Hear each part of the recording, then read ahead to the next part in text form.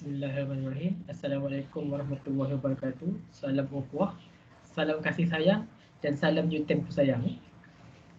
Bersyukur kita kehadrat Allah Subhanahu Wa Taala kerana dengan izin serta limpah kurnia daripadanya dapat kita bertemu lagi dalam forum online kita pada hari ini. Uh, Setiap orang tidak lari daripada melakukan kesilapan.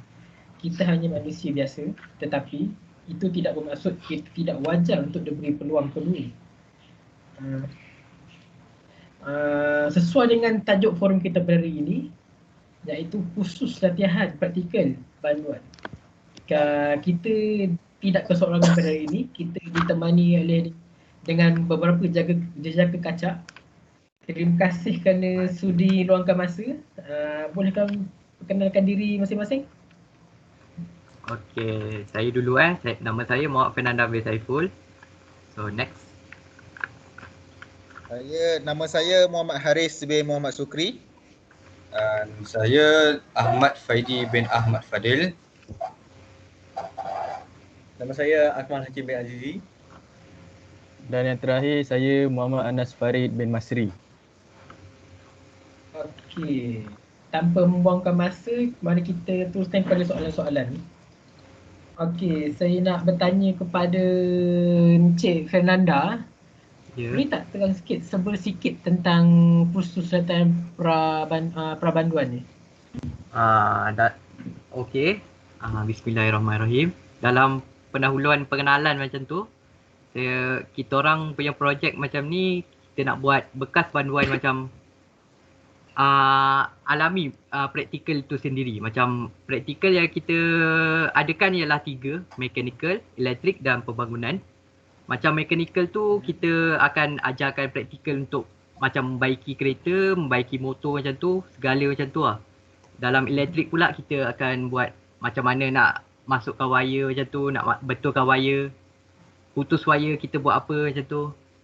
Dalam pembangunan kita akan ajar kontraktor lah, macam mana nak buat simen, macam mana nak angkat macam tu. Dalam kerja kontrak lah. Alasan memilih dalam 3 sektor ini ialah untuk macam kita tahu di Malaysia sektor 3 ini dalam ramai yang pendatang asing yang bekerja di Malaysia.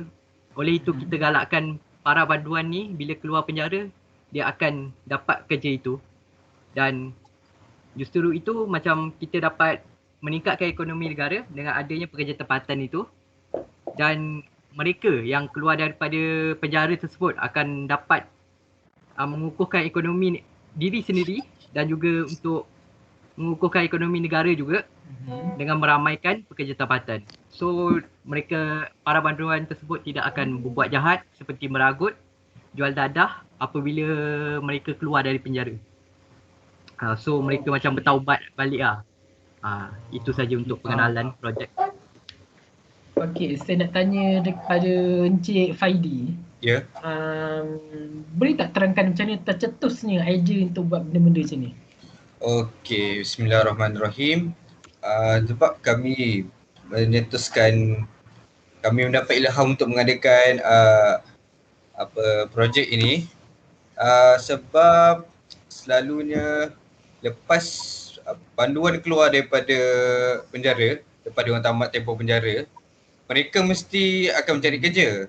Tapi selalunya majikan mesti akan tengok kira latar belakang mereka kan.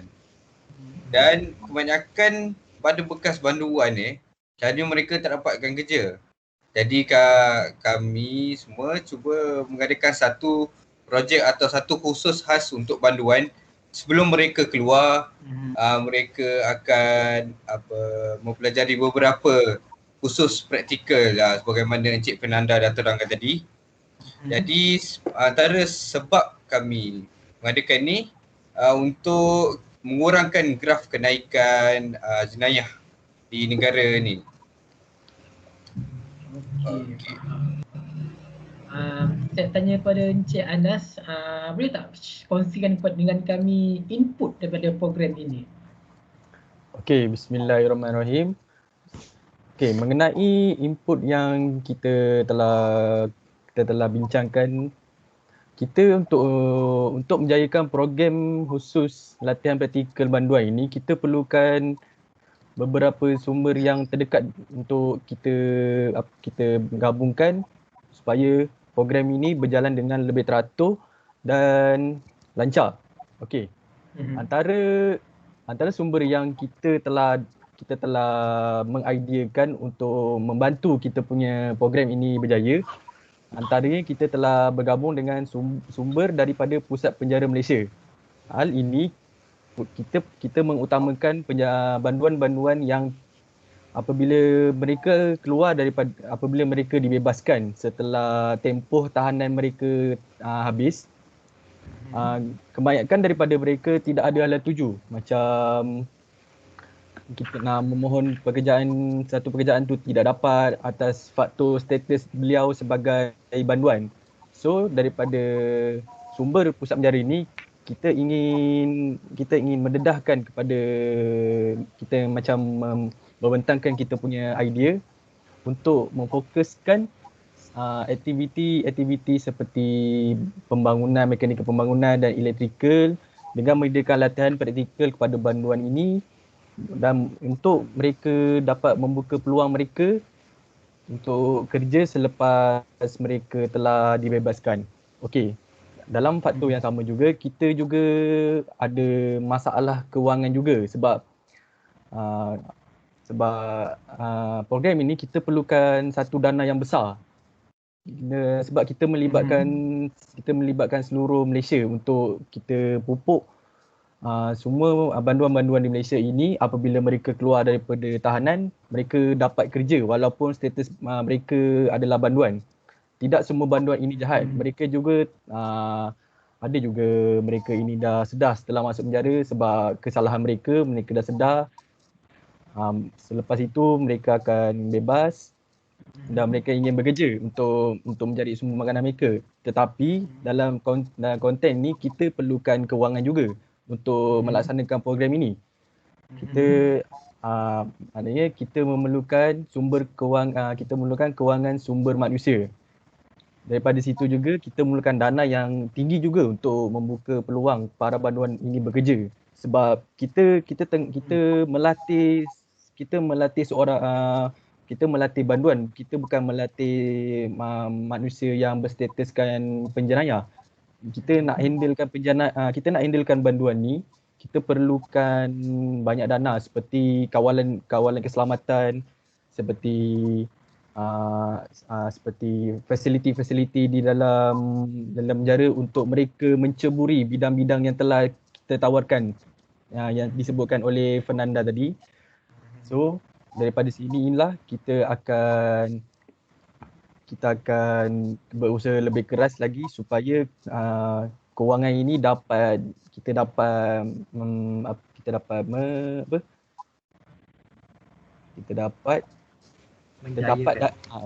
dana tu untuk melaksanakan program ni. Itu saja, sekian.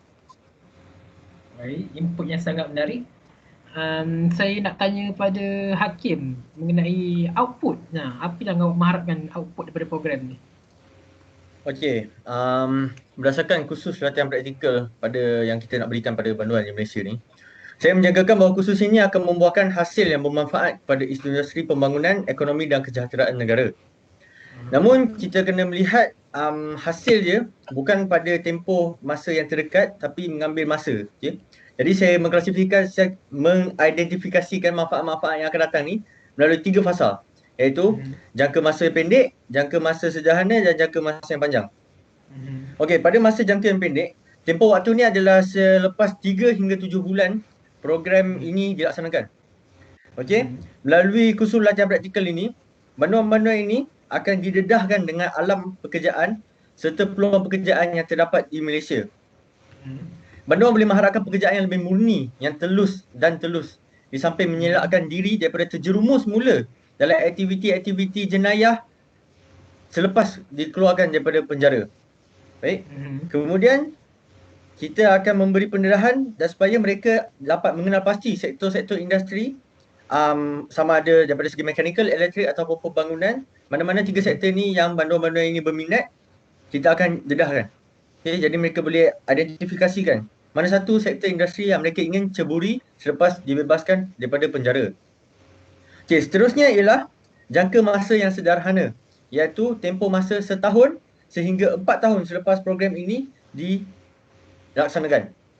Okey, pada kita cuba melihat pada sebuah artikel yang telah dikeluarkan oleh New Straits Times pada 12 Julai 2019 yang ditulis oleh Kalbana Perim Bayanayagam, iaitu More Ex-Convicts Gaining Acceptance Among Employers. Dalam artikel ini, penulis menyatakan bahawa pada zaman moden ini lebih banyak majikan mengambil bekas banduan sebagai pekerja mereka. Meskipun terdapat stigma yang melabelkan bekas banduan sebagai sampah masyarakat yang tidak dapat dibentuk semula, namun pelbagai pihak telah mengambil inisiatif untuk memberikan bekas banduan langkah pertama untuk mereka memulakan hidup yang baru. Maka kami jangkakan bahawa dengan ilmu yang diberi pada kursus latihan ini serta mentaliti masyarakat yang kian berubah mengikut zaman moden, kami percaya, saya sendiri percaya bahawa mempunyai pekerjaan yang baik bukanlah sesuatu perkara yang mustahil bagi bekas-bekas banduan ini di masa hadapan. Sekiranya kita memberi mereka sijil pengiktirafan atas mereka punya kemahiran, maka ini akan memberikan majikan-majikan lebih kepercayaan kepada kemampuan seorang banduan itu. Okey, maka jangka masa yang terakhir adalah jangka masa panjang, iaitu 5 hingga 10 tahun selepas program ini dilaksanakan. Semestinya ekonomi negara kita akan menjadi lebih baik. Hal ini dapat diidentifikasikan melalui dua sebab, iaitu sebab pertama, kadar pengangguran berkurangan. Okay? Bila bekas banduan ni tidak perlu menganggur ataupun kembali melakukan aktiviti jenayah apabila diberi pekerjaan oleh majikan-majikan di dalam industri pembangunan di Malaysia. Jika kita melihat jalan-jalan kota yang sibuk seperti Kuala Lumpur, Kuantan, Johor Bahru, terdapat pelbagai gelandangan belatakan benda yang berbeza. Okay, contohnya ada yang tidak mempunyai pekerjaan dan sebahagiannya adalah bekas-bekas banduan yang pernah memasuki penjara dan pernah melakukan aktiviti jenayah. Namun sekiranya kita memberikan mereka pekerjaan, maka kadar pengangguran di Malaysia dapat dikurangkan. Malah bila kita memberikan pekerjaan, bila tiada lagi gelandangan, maka ekonomi negara dapat dipulihkan. Bajet yang dikhususkan untuk golongan gelandangan ini dapat kita salurkan kepada pembangunan negara kita. Dan seterusnya, kita tidak perlu lagi menggunakan khidmat pekerja asing. Kos untuk memasukkan ataupun ingin menggunakan pekerja khidmat asing merupakan antara kos yang tertinggi yang telah dikeluarkan oleh pihak kerajaan Malaysia untuk bagi mereka masuk ke dalam Malaysia untuk mencari pekerjaan. Sekiranya kita menggunakan seluruh tenaga kerja yang berada di Malaysia, khususnya banduan-banduan ini, tidak perlu lagi kita menggunakan pekerja asing kerana terdapat banyak lagi orang Malaysia ataupun pekerja banduan yang boleh mengisi ruang pekerjaan yang telah diberikan oleh majikan. Okay, kesan daripada dua sebab inilah yang akan memberi manfaat pada ekonomi negara kita pada masa hadapan. Sekian, terima kasih. Okey, terima kasih. Cukup panjang lebar penerangannya. Jelas sekali. Encik Harith boleh kongsikan sikit mengenai hasil pada program ni? Output dia. Okey, bismillahirrahmanirrahim. Output ya, yang daripada apa yang Encik Nanda tadi ada terangkan 3 latihan praktikal yang kita akan sediakan ataupun latihan khusus lah untuk golongan-golongan banduan ni. Latihan praktikal pertama tadi daripada bidang mekanikal. Okey, mekanikal ni kita sekarang ni pada waktu ini bidang otomotif ni ruang pekerjaan untuk bidang otomotif ni tinggi. Seperti kita tengok sekarang ni Proton, Pro 2, itu jenama-jenama Malaysia. Jenama Jepun pun ada. Sekarang ni kita ada Honda yang ada kilang kat Malaysia. Diorang memerlukan pekerja ni. So bila kita fokuskan dekat bidang otomotif ni, mana-mana banduan biasanya dia akan minat dengan otomotif ni. Percaya tak? Dia benda-benda yang skill, benda-benda yang orang cakap menggunakan tangan ni. Bukannya kita terlalu menggunakan bukan maksud saya tak menggunakan langsung tenaga ni, tapi kita guna tenaga, orang cakap tenaga tubuh badan, bukan tenaga melalui otak, bukan melalui berfikir. Biasanya gangguan banduan ni mudah untuk mereka adapt dengan benda gitu. Itu saya kita fokus untuk automotif ni, contohnya daripada bidang mekanik. Bengkel motor, bengkel kereta dah banyak dah buka sekarang ni. Terlalu banyak. Macam-macam performance. Orang pun sekarang ni pun orang budak-budak muda sekarang ni orang cakap apa? Dah terlalu gilakan dengan kenderaan ni. Sekarang ni kan. So bagi saya bidang automotif ni bidang yang orang cakap paling efektif lah untuk dorang ni. Lepas tu yang kedua, data praktikal yang kedua, pembangunan dan pembinaan. Betul macam yang Cik Hakim cakap tadi kan. Akmal Hakim tadi, dia kata warga asing terlalu banyak dekat Malaysia ni. So bila sekarang ni pada Jun 8 Jun tahun 2021, Lembaga Pembangunan Industri Pembinaan Malaysia CIDB dan Pembangunan Industri Pembinaan Malaysia Pertubuhan Keselamatan Sosial PEKESO. Diorang ni dengan kerjasama diorang ni diorang mewujudkan atau membuka 6,554 kekosongan peluang pekerjaan dalam bidang bangunan ni. Cuba tengok, terutama sekali kita tengok dekat KL lah. Banyak kan rumah, bangunan. Terlalu banyak sekarang ni, betul? Betul. Tapi majoriti bila kita datang kita tengok mesti kebanyakannya warga asing. So kita bukan sebab dorang biasa developer ataupun kontraktor ni dorang ambil pekerja asing sebab orang kita ni kurang kemahiran dalam bidang pembinaan ni. Benda ni bukan benda yang main-main kan, kita nak buat benda yang besar betul. Benda yang cakap benda tu bertahun-tahun, bukannya setahun dua. Pembangunan ni. So kita akan sediakan khusus latihan praktikal ni untuk golongan-golongan banduan ni. Supaya diorang lebih mahir, sekurang-kurangnya ada cakap pekerjaan untuk diorang sebab ni 6,554 kekosongan peluang pekerjaan. Bagi saya banyak dah tu sebenarnya. Dengan kita punya banduan kita yang ada sekarang ni kan. Saya rasa cukup untuk orang. Kemudian yang ketiga tadi electrical. Okey, electrical ni berguna juga. Dia kelebihan dia sejajar dengan kita punya hala tuju kerajaan ni. Memperkasakan revolusi industri 4.0, betul? Dan kami yakin ya betul. Kami yakin bidang ni dapat permintaan yang menggalakkan daripada industri sedia ada. Yang akan wujud pada masa akan datang. Kita nak buat bangunan, kita nak buat kereta, kita nak buat motor, mesti kena ada wiring, betul tak orang cakap? Betul. Electrical tu orang cakap benda yang paling utama lah sekarang ni orang cakap. Buat bangunan nak ada api, kena ada electrical. Buat kereta, nak pasang radio, nak pasang lampu, kena ada electrical. So benda ni berkait, saling-saling berkait. Automotif berkait dengan electrical, electrical ni pun berkait dengan pembangunan. So benda ni walaupun diorang belajar, contohlah diorang belajar automotif, dalam masa yang sama, dalam orang cakap, dalam tak sedar pun diorang akan belajar juga electrical ni. Betul. Itu saling berkait. Sama juga dengan pembangunan. So electrical ni pun satu bidang yang orang cakap banyak jugalah.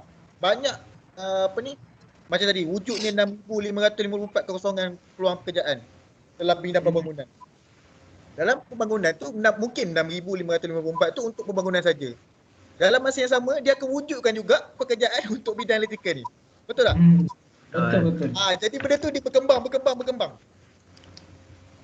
Dia tak terlalu fokus untuk yang ni saja.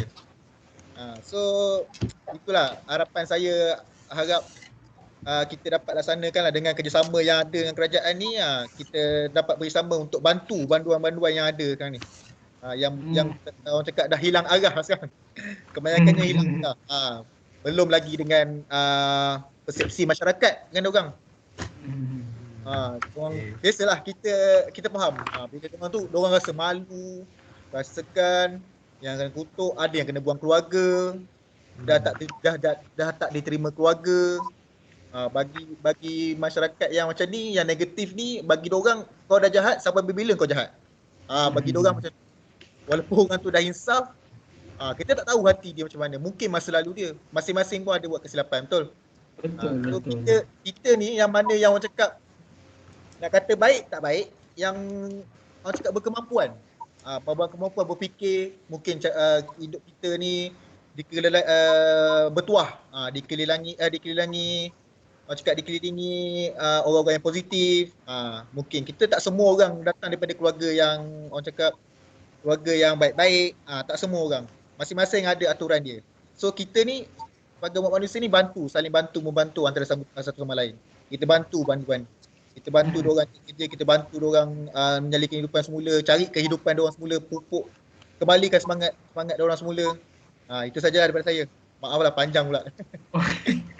Okey, terima kasih Encik Arif. Semoga Itulah semangat usaha baik. Semoga usaha baik ni dapat dilaksanakan dengan baik. Okey, Cik Fernanda, short and sweet. Ada apa pun nak tambah? Sebagai penutup untuk projek ini.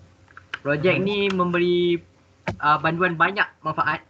Contoh kita dapat memberi banduan pekerjaan. Tolong banduan cari bekerja macam tu. So kita yang kedua, kita ubah jati diri banduan tersebut. Kita macam rajinkan dia untuk cari kerja. Dan ketiga, memudahkan banduan bersosial dengan orang awam apabila keluar dari penjara. Itu saja kesimpulan. Okey. Terima kasih. Okey, sekian saja untuk hari ini. Terkasar bahasa, tersilap bicara, maaf dipohon. Sesungguhnya yang baik itu datang daripada Yang Maha Pencipta dan yang kurang elok itu datang daripada kekhilafan diri kami sendiri. Assalamualaikum. Semoga kita bertemu lagi, insya-Allah. Terima kasih. Terima kasih. Terima kasih.